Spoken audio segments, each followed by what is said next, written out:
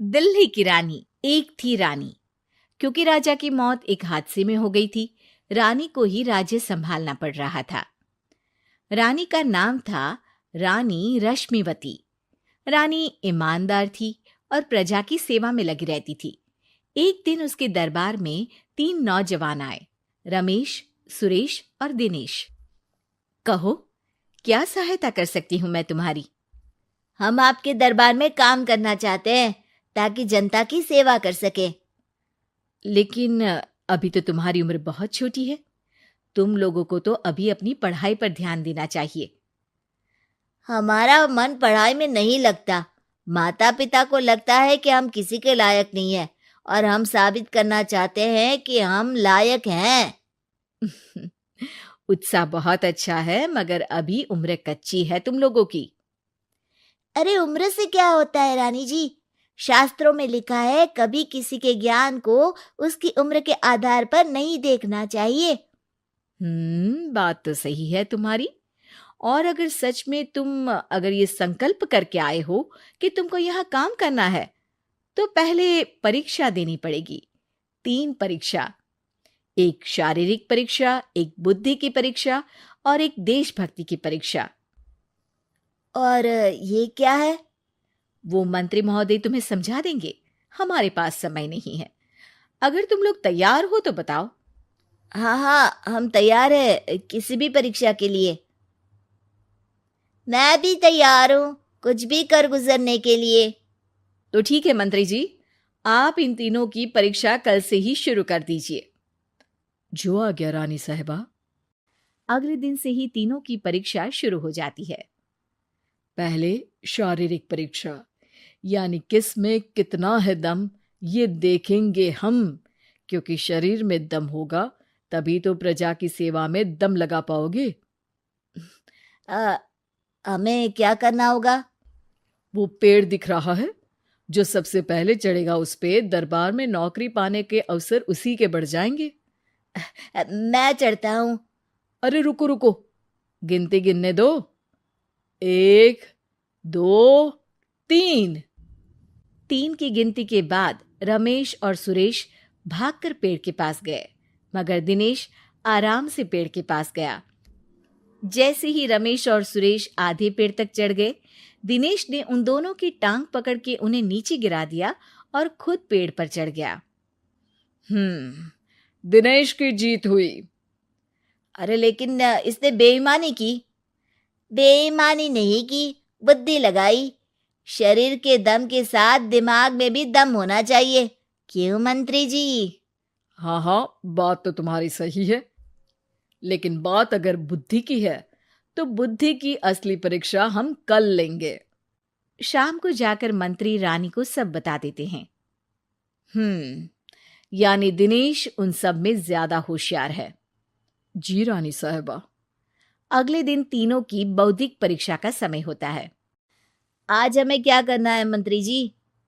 थोड़ा सब्र करो, कल जल्दबाजी में ही हारे थे तुम। सही कह रहे हैं मंत्री जी। अरे तू क्यों ज्यादा बोल रहा है? तू भी तो हारा था ना कल। ए दिनेश, ज्यादा होशियार मत बन। अरे अरे अरे, लड़ो मत। आज की परीक्षा पर ध्यान दो। आज की बौद्धिक परीक्षा में ये कुछ बोरे हैं, कुछ में नमक है और कुछ में रुई। जिसको जो ले जाना है उठा लो।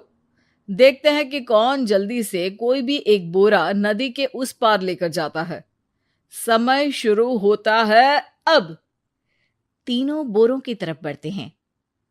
सुरेश, नमक की बोरी भारी है, ले जाने में मुश्किल होगी। हाँ हाँ, सही कह रहा है, रुई हल्की है, हम दोनों रुई लेकर चलते हैं। अरे भाई, मैं तो नमक लेकर जाऊंगा। रमेश और सुरेश ये सोचकर हंसते हैं कि आज तो दिनेश हार ही जाएगा। दौड़ शुरू होती है। 1, 2, 3। तीनों नदी की तरफ भागते हैं। रुई में वजन कम होने के कारण रमेश और सुरेश आगे निकल जाते हैं और दिनेश थोड़ा पीछे। पर जैसे ही वो सब नदी में जाते हैं, दिनेश की बोरी का नमक गलने लगता है और वजन कम हो जाता है, जबकि रमेश और सुरेश की रुई में पानी भर जाता है और बोरी का वजन बढ़ जाता है। अरे ये इतनी भारी क्यों हो गई रमेश? अरे मुझे क्या पता, शायद जादुई बोरी है। अरे लगता है कि हम बेवकूफ बन गए। बने नहीं हो, तुम हो ही बेवकूफ। इतना तो पता होना चाहिए कि पानी में नमक गल जाएगा। दिनेश का पूरा नमक गल जाता है और बोरी खाली हो जाती है। वो जल्दी से रेस पूरी कर लेता है। इस परीक्षा के विजेता भी दिनेश ही हैं। उसने दिमाग लगाकर दिखा दिया कि वो बौद्धिक परीक्षा में भी रमेश और सुरेश से आगे है। अब कल तुम्हारी देशभक्ति की परीक्षा होगी, जो स्वयं रानी मां लेंगी। रात को फिर मंत्री रानी के पास जाकर बता देते हैं कि आज की परीक्षा में कैसे दिनेश ने अक्लमंदी दिखाई और बौद्धिक परीक्षा में भी उसी की जीत हुई। अरे वाह, दिनेश तो हमारे बहुत काम आ सकता है। हम उत्साहित हैं कल की परीक्षा के लिए। वो तो ठीक है रानी साहिबा, लेकिन हमने सुना है कि पड़ोसी राज्य का राजा आकाशदीप हमारे राज्य की सीमा में घुसपैठ कर रहा है। ये तो चिंता की बात है। हमें जल्द ही कुछ करना चाहिए। अगले दिन रमेश, सुरेश और दिनेश अपनी आखिरी देशभक्ति की परीक्षा के लिए दरबार में आते हैं। प्रणाम रानी साहिबा। नमस्कार रानी जी। प्रणाम रानी माँ। हमने तुम्हारी परीक्षा पर गौर किया। दिनेश आगे हैं। हम तुम तीनों में से किसी दो को ही दरबार में काम दे सकते हैं। किसी एक को आज जाना होगा। तो देशभक्ति की परीक्षा के लिए तैयार हो? पूरी तरह से। मैं तीनों से एक ही सवाल करूंगी। जिसका जवाब सबसे सही लगेगा उसे तो नौकरी मिल ही जाएगी। फिर दूसरे सबसे सही जवाब देने वाले को भी काम मिलेगा। आप लोगों का समय शुरू होता है अब। ज्यादा सोचने का समय नहीं होगा।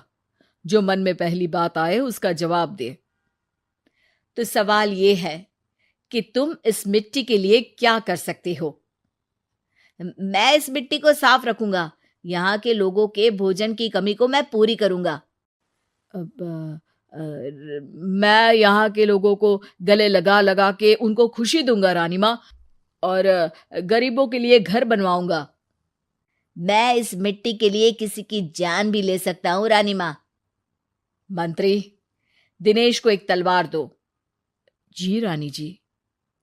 दिनेश, पड़ोसी राज आकाशदीप की जान तुम्हारे हाथ में है। जाओ, अपना काम पूरा करो। आज रात को तुम उस पर हमला करोगे जब वो सो रहा होगा। दिनेश वहां से चला जाता है। रानी माँ, ये आपने क्या किया? अभी किया नहीं है मंत्री जी।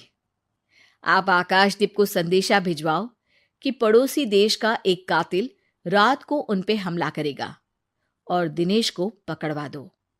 अरे, ये आप क्या कह रही हैं? और क्यों कर रही हैं आप ऐसा?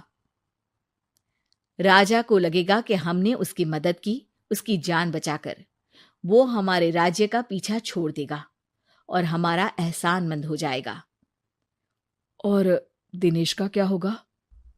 इस राज्य को दिनेश जैसे शातिर और लड़ाकू लोगों से ज्यादा जरूरत है, ऐसे लोगों की जो लोगों को खाना खिलाने की और खुश करने की बात करे। और ये गुण सुरेश और रमेश में है। इन्हें नौकरी दे दो। दिनेश बहुत चतुराई से नौकरी हड़पना चाहता था, जिसके लिए उसने रमेश और सुरेश जैसे दोस्तों का भी नुकसान किया। पर रानी ज्यादा चतुर निकली। उसने एक तीर से दो निशाने लगाए। दिनेश जैसे खूंखार युवक को राज्य से बाहर करवा दिया और पड़ोसी राजा आकाशदीप को अपना एहसानमंद कर लिया। पूरा दरबार रानी की जय जयकार कर रहा था।